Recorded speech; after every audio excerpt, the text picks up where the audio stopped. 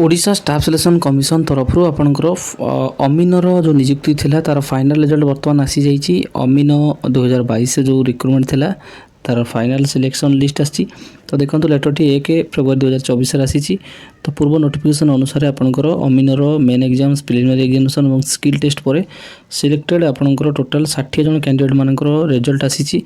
एथिरे कैंडिडेट मानकर तांकर रोल नंबर रही ना रही एवं क्यों कैटेगरी रिप्रेजेंट करते एवं क्यों जेंडर से एवं क्यों कैटेगरी सिलेक्टेड होती। तो ये टोटाल सिलेक्टेड 60 जन कैंडिडेट को ना एवं रोल नंबर रही एवं से जो कट ऑफ मार्क देती कट ऑफ मार्क रही। तो आपंकर यूआर 177 मार्क कट ऑफ जाइए एवं UR women 169 mark cut off जाइए।